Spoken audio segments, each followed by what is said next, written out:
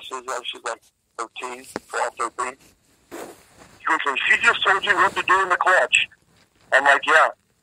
He goes, well, she knows what she's talking about? I said, let's go and see. So the three of us went to the trailer. She was dead on. Dead on. I did exactly what she told me to do, and the car got run in faster on the racetrack. And, to this day, they always think that she's a clutch expert.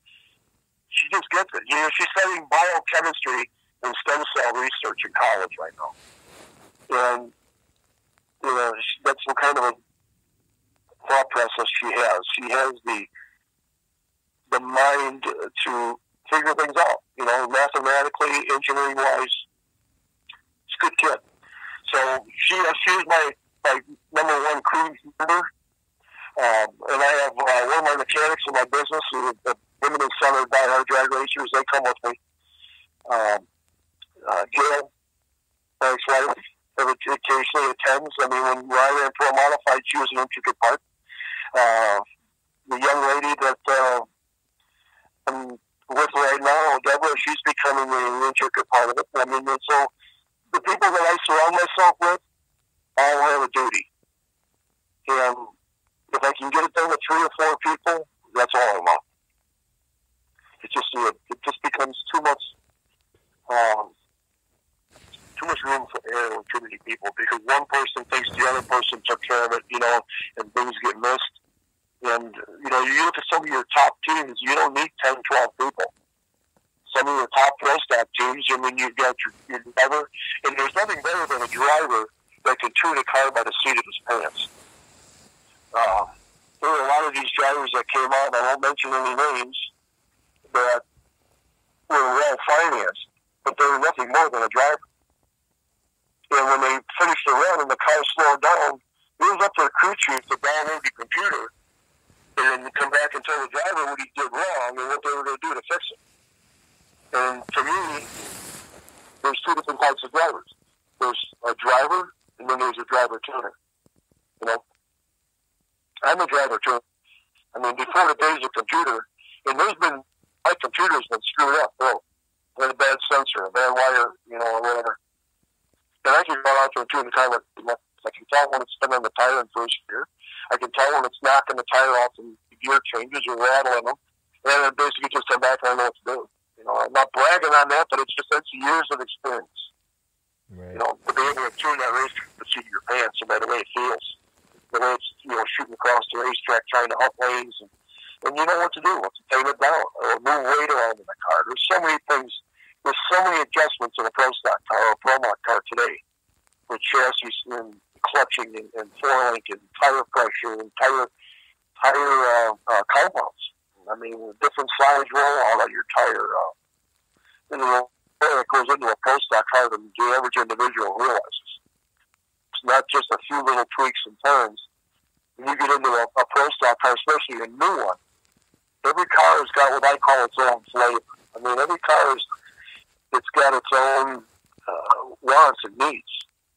I mean, I had the opportunity, a long-time friend of mine, Larry Enslin, invited me to help his grandson, Jordan Enslin, with the NMCA car, get Pro 632. That's actually what got me. I'm going to lay all the blame off on Larry for getting me interested in the 632 class. But he invited me down, and I just had a heart. Some of us already know I had a massive heart attack 7 months ago. And Larry was the guy that brought me out. I'm like a coon. And told me, here, you need to get back and do this. And I had the opportunity to help Jordan. And between the Enslin family and myself, and that, the kid went on to be the NMCA champion last year in Pro 632 class. But I love the hell out of the kid. He's like human. He does exactly what you orders. He is very intelligent with learning clutch, suspension, the nitrous. He's an up-and-coming racer. I mean, to nail around that championship last year, and it was very, it was by the skin of his teeth. He pulled it off. And he's done a little bit this year. There are a lot of changes over the winter months. He's coming back and he's getting a hold of it. I was just talking to him on the phone here prior to you calling. things that he wants to change on the car and make that car, a top contender again. It's in the top 4 contenders now. He's after the PDRA championship this year, and that's a tough class. So he's got his work cut out for him. But the kid's got to drive, and that kind of things. I'm 62 next week. My birthday's coming up, and to look back at a 25, 30-year-old individual that's got that kind of drive and desire in our sport of drag racing is very fulfilling, because the younger generation today doesn't have that. Right. I mean, they're into the turbocharged Subarus and stuff, and they're Hondas, and I listen to other things go down the highway, and they sound terrible with their exhaust systems and that. I mean, what happened to the Melody 427 stoplight sitting there and right the windows? That's my type of drag car, street car. I've had some great street cars. My biggest problem with my street cars is I still own a CDL. And every time I take my street cars out, I get in trouble with them. So I've depleted all my street cars but my Corvette. But John Lindenfelter Corvette, it's got his motors. I can't leave anything alone. But getting back to the age group, I mean, to bring a young man like Jordan into this sport, he grew up in it. His father's, I raced his father when he was 17 years old. I raced Neri back in the early pro stock days. To watch 3 generations of the Unslid come through this and be competitive and have the drive. Some people, they invited me down to Bradenton and got me down and fed me and housed me and just, put my input in on that car. To watch the inspiration, the drive that them individuals have, the whole family, not excluding anybody else, but them 3 individuals, the grandfather, the father, and the son, the grandson. What they go through to make them cars fast and how they do it on a budget. They're not filthy rich, but they show that it can be done. And it just inspires me. And I sit back and I'm proud to be associated with that team, because Jordan and I talk on the phone all the time. I mean, when he's at the track and he's got issues, he's on the phone with me. He's sending me computer graphs. And, I'm putting forth what I know and what he knows and what his grandfather knows and what his father knows. And they're the force to be reckoned with. I mean, you got 4 minds that are working on them 2 cars, making them go fast. So, it's very fulfilling to see a younger generation like that come through in the sport. Yep. So maybe I'm talking too much here.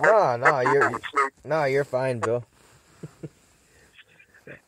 So your one daughter, that's the only kid you got? Well, I only have one daughter, yes. She's my only child. Mm.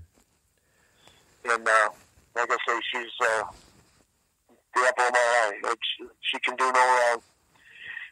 She's a gearhead. She drives a little super sport Camaro around. She's got paddle shifters on it. She picked that out herself. That's what she wanted. She's a hot rod. I mean, she runs around on snowmobiles and ATVs and side-by-sides. I mean, she's a gearhead. But yet when she gets in school, she's all schoolwork. She's studying constantly. She's very much into the equestrians. She's been on horses most of her life. She competed in 100 jumpers, did very well. And now she's in the University of Wisconsin, Madison, and they've got a polo team, and she plays on their polo team, horse polo. So she's got the competitiveness that her mom and dad have in her to be, to compete. So she likes to have that competitiveness. And I think that's one reason why she does well in school, is when she gets a B, going back to our grade averages, a B in class, she loses sleep over it. She goes to work until she gets an A. They're constantly drilling these kids up there in college. I never realized college was so hard. Everybody thinks when you go to college, you sit back and party every day. She's got test after test after test, and then she brings the results home. And when she does bad, she tells me. She'll call me, and I can tell she's bummed out. So her bad is most people's good.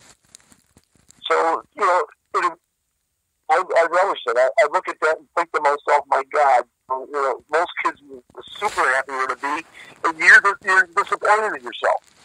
That's the competitiveness in the blood.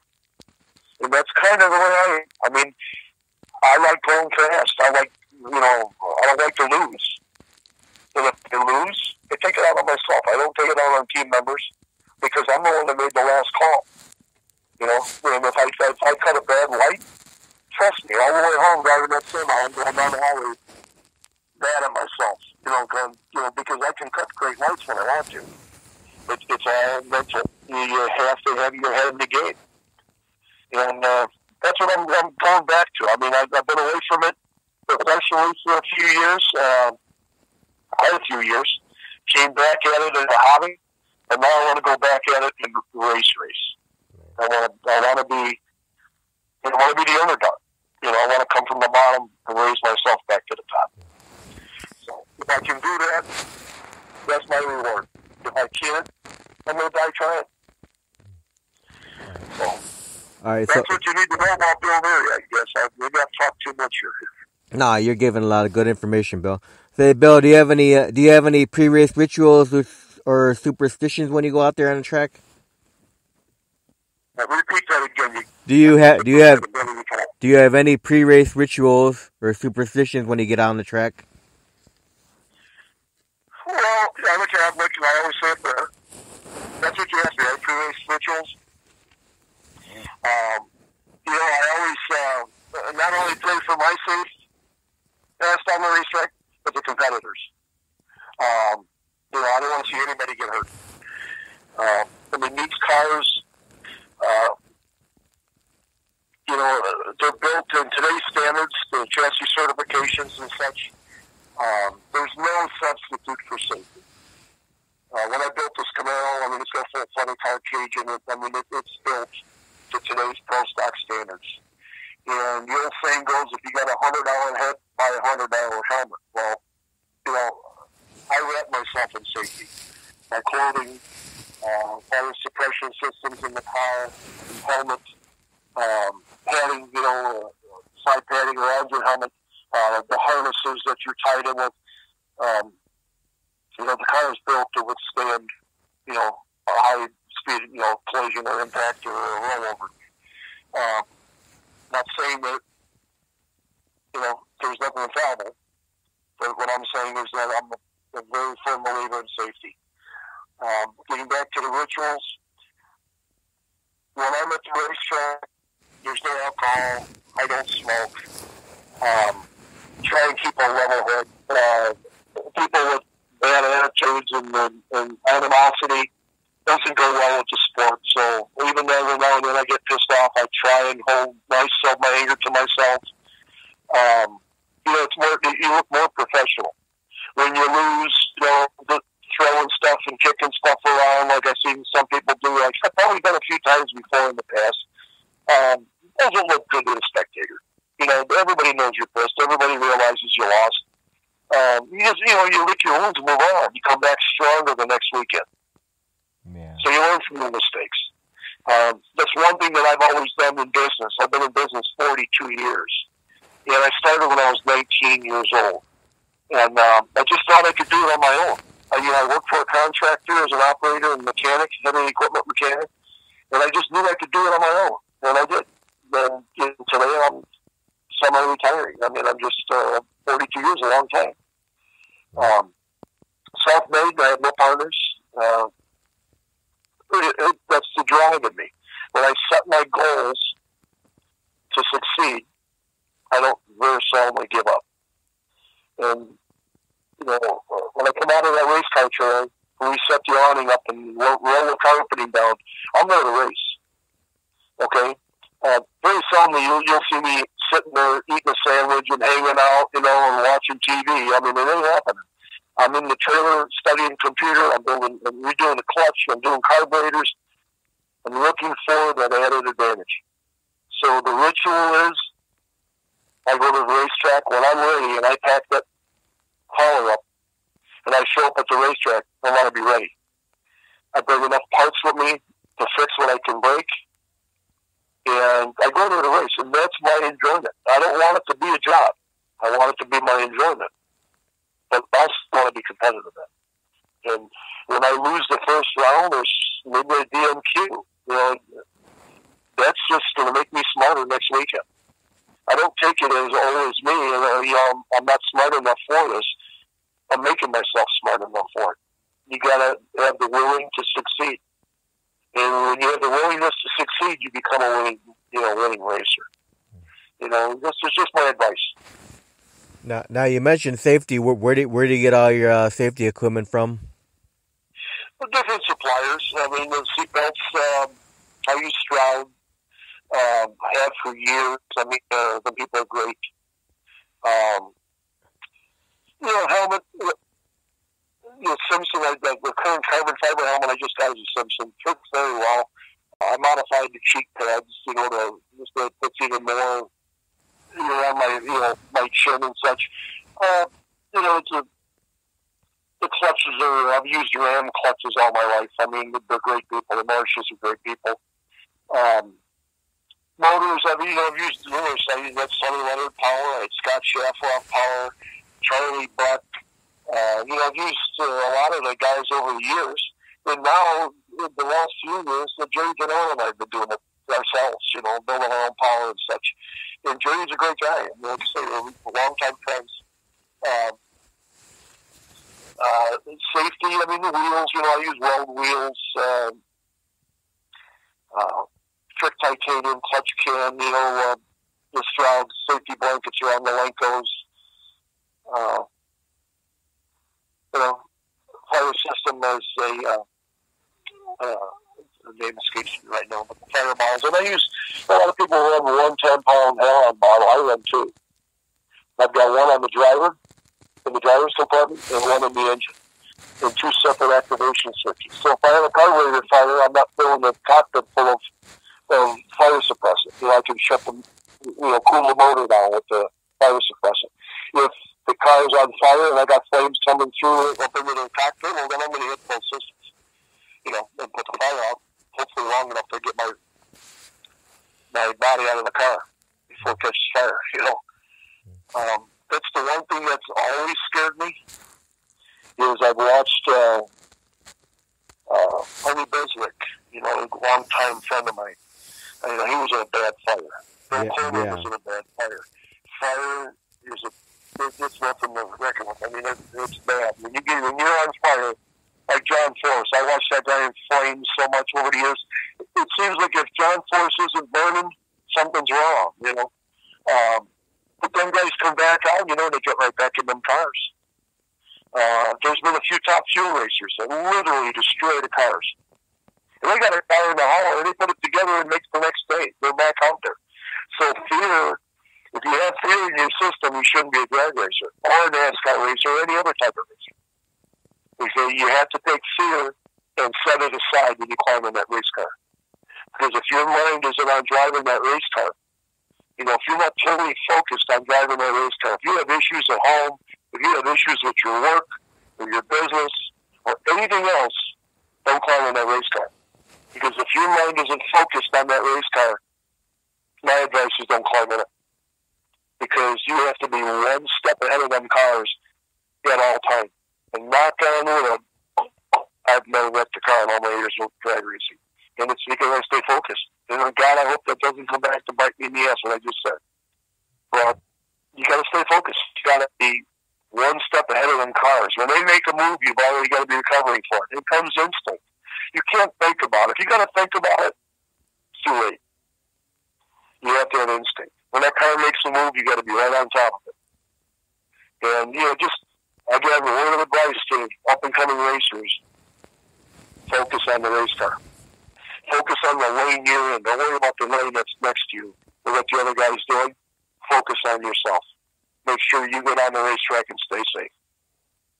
Yeah. So now, Bill, do you have any sponsorship for your car, or is your pocketbook your sponsor? Over the years, I've had a lot of product sponsors. I have 3 product sponsors companies right now that have already given product up that are willing to, once I become a permanent fixture out of a racing circuit, want to get involved with, free parts and such like that. Anybody stepping up with a amount of money that they want to invest to have their name on the car, I've never really accepted that, because then you have responsibility. And not that I'm being crude about saying that, is that, years ago Summit took the Pro Mod Nova, and they had it in their 25th anniversary catalog. It was on the cover, it was the calendar inside, and I still today have people bringing that catalog to me wanting me to sign it, to authenticate it. Okay, I still have a couple cases of them here in my shop. But Summit offered me a sweetheart deal, and that's when Mark Pollock had the Pro Stock deal, and it was Coleman and I with the deal with Summit for the Pro Mod. And they wanted me to build a second Prosecutor Nova and wrap it in Summit colors. And I didn't do it. I said, number one, I can't do it because I can't be obligated to make all the race schedule that you want me to make. So the deal went to Coleman and Jim Otte. And I had an opportunity if I wanted to, for something to say that I could have gone that way and had Summit as a major sponsor. I don't have the time to do that.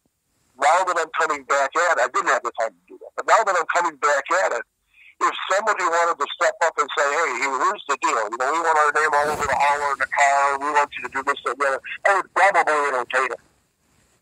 I have a personal buddy of mine that I hang out with, who lives just south of me in Barrington Hills. I mean, the guy's a car collector. He's got 46 cars, all collectors, okay? And they sit in the garage. He's got a guy in there that wipes them off everything. And I said to him, you don't need to get in drag racing. You got way too much money in cars. He goes, let's do it. And I'm like, okay. He goes, but I want the name of my machining company all over the car and the hauler and yada yada. I'm like, yeah, I'm obligated again. But the guy's got a checkbook and he's got an open. All I got to do is fill the numbers in. Do I want that? No. I can do this on my own. And then I'm my own boss, my own responsibility. I make the races that I want to make and do what I want to do. Okay? The day that I want to step off, and like I say, maybe if I do this Mountain Motor Pro Stock deal, maybe I will take on a sponsor, an investment sponsor, and do it that way. The time spent, currently right now, I'm not really pursuing sponsors. Yes, I entertain product sponsors. There's people, like I say, right now that have, actually two of them contacted me. I talked to them at the PRI show and thought, I just dropped my car and told me I'm getting back at this again. They're like, great, really nice to have you back. And they called me and said, hey, and I talked to the powers to be, and they're welcoming you. They want to give you a product. They want to sponsor you and this, that, and the other. I'm entertaining that. I'll take your product. I'll put your decals on the car and continue season and such like that at the races. I mean, yeah, I'll take that. But to take on a financial major sponsor right now, I'm not ready for it. All right. So what are your favorite tracks to run on, Bill? What are the future tracks and everything? What are some of your favorite tracks to run on? Oh, favorite tracks? Yeah. Route 66, our local track here in Joliet's a great track. Martin, Michigan. Jason Peterson, one of my old Pro Mod buddies. They ran the 70 Chevelle CT racing. I mean, I've been friends with Jason and his brother and his father. Great people. I mean, he's the manager out of Martin, Michigan. I mean, when I go there, he treats me like a king. I can go and test. I can do our races there. I mean, I enjoy that kind of hospitality. The Cordova. I mean, a good friend of mine owns Cordova. Runs Cordova. And, that's a nice track to go on. It's always wrapped up. All the tracks that he's had prior to Cordova have always been wrapped up. I mean, he knows what he's doing. He treats the racers well. The problem I have going there is I eat too much. I mean, the guys... Oh, yeah, and today is Dominic's birthday, so happy birthday, Dominic Blasco. Oh, happy birthday, Dominic! You're listening, buddy. It's actually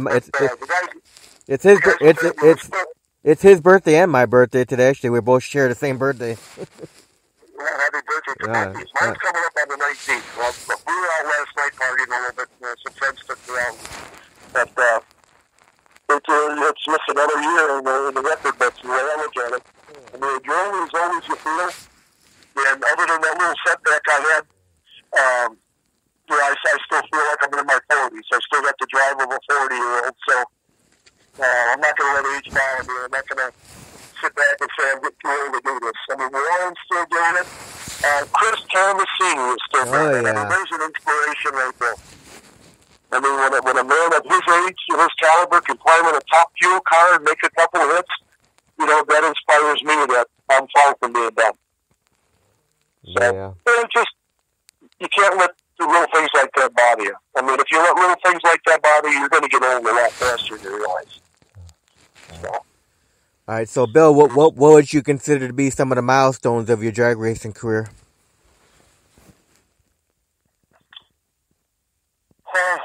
Been a lot. I've won some great races. I loved racing with Super Chevy. The Dustins, Phil and Roger and Bill Dustin took care of me, treated me like one of those. I really enjoyed that. I was sad to see that kind of diminish. When that diminished to Pro Mod, when they went to a Nitro Coupe, Giamatti wanted to build two motors hat to pan for me and help me with the blower deal, Nitro Coupe. And I just couldn't convince myself to put a blower on the car. It wasn't me. And so I backed out of it. And I just kind of went in limbo for a long time and concentrated on business and other sports that I enjoy and such. And then got back to this. Actually, this nostalgia pro stock inspired me to come back and get back into the racing back in 2010. I kept the last Nova. I still got it. I mean, it's a Jerry Haas car. It's a great car. I've done some early updates to it. It's got a few more things I want to do to it. But I'm going to run that, like I said before, I'm going to put the Neris in it and use it as a test wheel. To get back to the milestones, I don't know, I've had a lot. I mean, I've won a lot of good races. UDRA, United Drag Racers Association. That was a good group of people. We were in the Outlaw Pro Stock with them. Tony Zizzo, and the kid. I mean, I remember the kid wiping the tires for the old man on the alcohol car. I mean, there's a lot of people that came up through the UDRA. Bill Coleman. I mean, a lot of people came up through the UDRA. I sold my number 2 car to Billy Graziano, and he went out and won 2, 3, 4 championships at UDRA and Outlaw Pro Stock with that car. I mean, I look back at that. That little car has been around. Like I say, today it still races every day at the NHRA events, not little small track events. He's out racing the NHRA Trail and Top Sportsman with that car and doing very well. And that car was built in 1992, I think I built that car. And it's still out there today racing. It just goes to show you, good race cars are like fine wine. There's never a car that's too old. You just have to update it and massage it.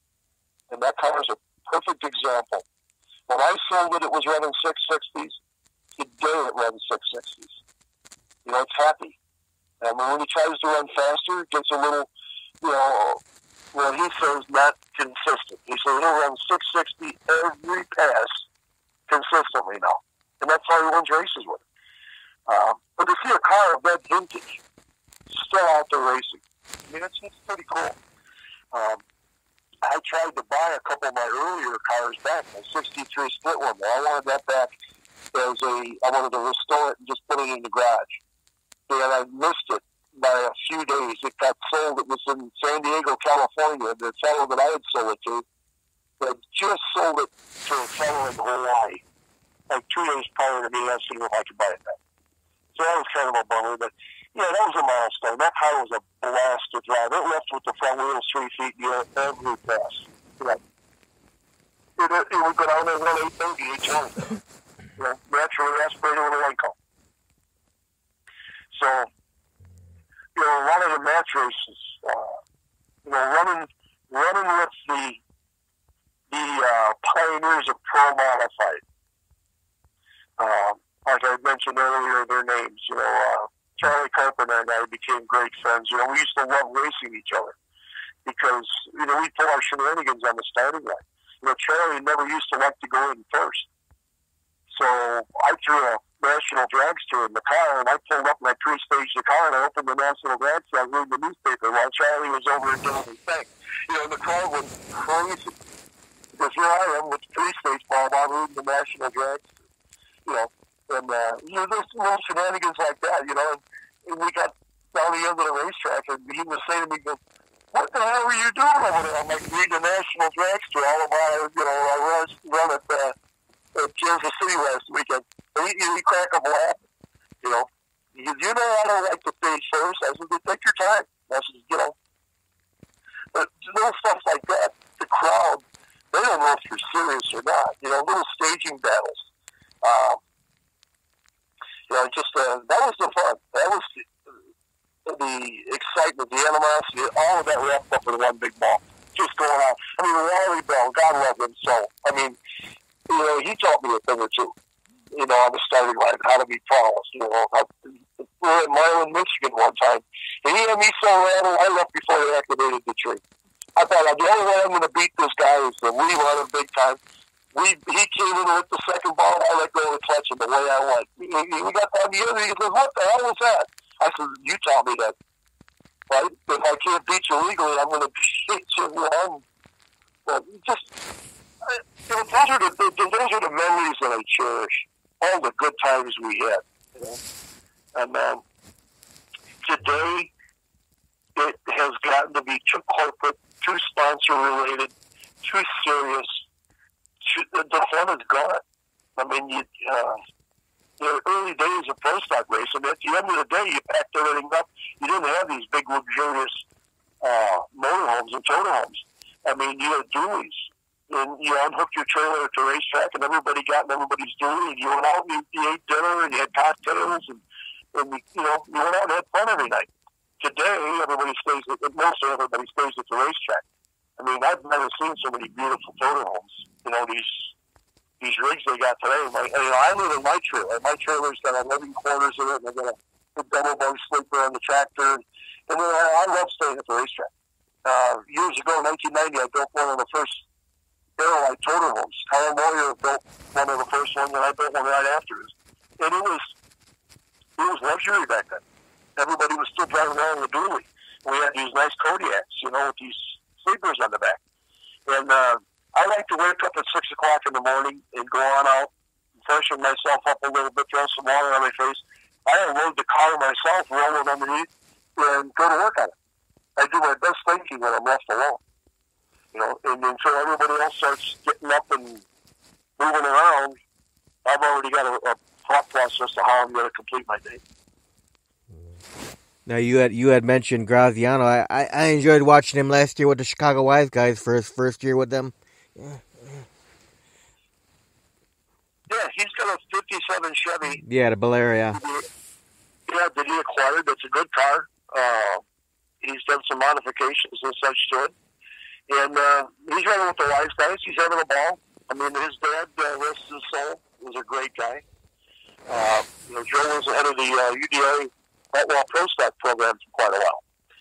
And you couldn't ask for a nicer guy, a more pleasant guy to deal with and talk with. Joe was, a saint. He's just, like I said, God rest his soul. Billy, remember when we had a group called the Chicago Outlaws years ago. And it was Mike Bruno, who went on to be a Mountain Motor Pro Stock guy. Tim Kaufman, again, Mountain Motor Pro Stock guy. Billy Graziano, Pro Modified. Bob Neri, he had the Peppermint Twist car back then. Very well-known car for its day, in its day. Actually, we had two of them. And myself. And who am I forgetting? Graziano, Neri, Kaufman, Bruno. I'm forgetting somebody. I apologize. But, we had that group, and we called ourselves the Chicago Outlaws. And we did match races. We were booked in team, and we went out and had fun. We had a lot of fun. And it's just, those days, memoirs. milestones, to load up everybody's shared parts. The early days of Pro Mod, you had a trailer full of parts. And any one of the Pro Mod racers that broke something, if they didn't have it in their trailer, one of us did. Because, we didn't have that thought process that, the heck with them guys, they broke it, the hell with them, No, we wanted to see them out there racing. And if they beat us the next round, so be it. That was being a real professional racer. And, the nostalgia group. I mean, I carry an entourage of hardware in my trailer and fittings and Lenco parts and clutch parts and that. And there's a lot of the nostalgia guys that come on over. Hey, I need this old Branch 4 plug, and then I'll open the door and say, find it yourself. There's tons of them in there. And you want to see them out there. They came to race. And I'm not going to let a little $4 fitting stop them from racing. If I've got it, it's theirs. And most of the time you receive it in the mail, or at the next race they'll come and lay it on your counter and replace it, And that's all you ask for. I've rebuilt clutches. I've had people drive through their clutch and literally burn it to shreds and not have a clutch turning machine, and I'll take an hour to build a clutch on my time in the evening so they have a fresh clutch in the morning for them. Stuff like that doesn't go unnoticed. When I had my heart attack, I had more people that I hadn't heard from in years call me. Either text me, call me on the phone, Facebook me, and checked on me 2 or 3 times a week until I got through that critical period. And you know what that means to you? That gives you the inspiration to get better. And when I woke up, and I don't know if you know the story or not, but I woke up in Cooksville, Tennessee, at the cardiovascular hospital.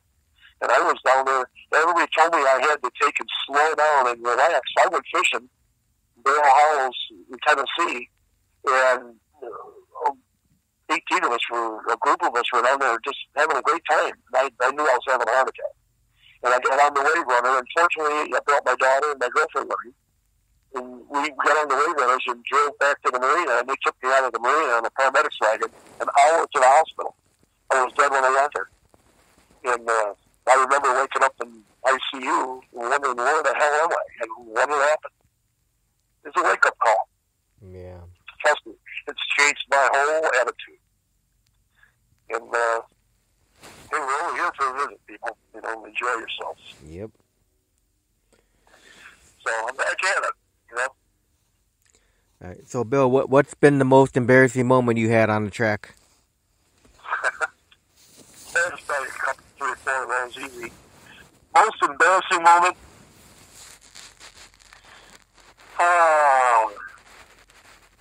Hard to categorize. I think the most embarrassing moment, I ran on the tires so hard in the first gear, both parachutes popped out. And I didn't know it. And I pedaled it 2 or 3 times, got up on the tire, and tried to salvage the run. And I'm pulling these so fully blossomed parachutes behind me, all the way through the quarter mile. And I'm wondering, what the hell is wrong with this thing? It's like I'm pulling a dump truck. And essentially I was. I took the parachutes out behind me. So I wasn't really too proud of that, because everybody was giving me the thumbs up, laughing at me. And I'm like, yeah, that was only part of my show. Wait till you see it after it. But I would say that would have to rate probably one of the most embarrassing. We've had another time, it wasn't embarrassing, but it was kind of a fun time. And we were in the old part in Michigan before they redid it, at a Super Chevy show. And Jeff Brozovich, he's in the bowler car next to me, and we're lined up, and we both were at the starting line, door handle, and got in the tire shake, probably in about 3rd gear. And it shook so bad, it darted across. I was in the left lane, he was in the right lane. And it darted across, and I just barely crossed the lane, missed the cone, and I'm hugging the center lane, thinking to myself, any minute he's going to go by me on my right, and I'm waiting for him, and I'm already, not on the brakes, but coasting, and I'm waiting for him, and I hear him behind me going, rah, rah, rah. All of a sudden he passes me on the left in my lane. And he got so crossed up, he darted in the left lane, I darted in the right lane. When we came back down the return road, the crowd was totally going crazy.